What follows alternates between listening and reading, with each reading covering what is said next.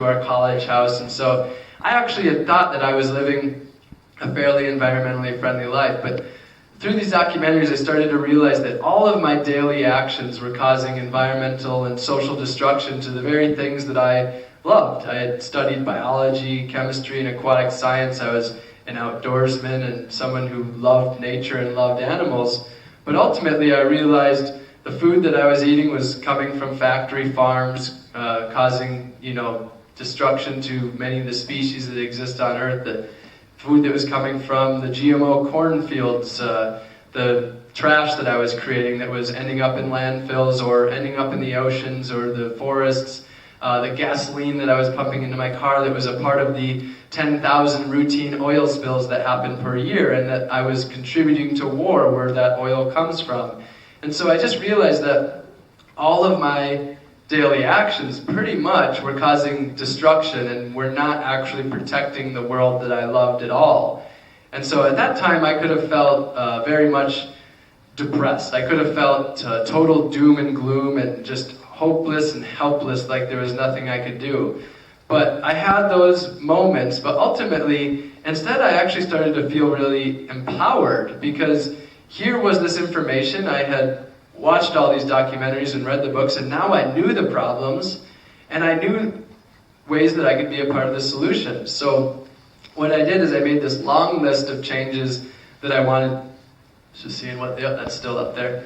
I made this long list of changes that I wanted to make in my life, and I hung it up in a prominent place in my kitchen. So it was a list of like 2 computer pages long, and I put a pen with a string next to it and hung it up there, and my goal was to check off one thing per week. So it was simple things like carrying a reusable bag and ditching plastic bags, starting to shop local, and at the time I would go to Walmart for everything I need. My food came from Walmart, my cheap goods came from Walmart, so starting to shop at local farmers markets. So starting to support local businesses rather than these big box marts. Another one was starting to eat different. So a big one was trying to eat more unpackaged, unprocessed foods. I was realizing a lot of the things that I was putting in my body by reading the ingredients lists were not really food at all. So I started to eat a more whole food diet. So as an example here, popcorn. Instead of buying the buttered popcorn in the package and microwaving it, just popping my own, and starting to eat more whole foods, eating a lot more fruits and vegetables, so making those sorts of changes. Another big one was that one of my early inspirations was a short film called The Story of Stuff.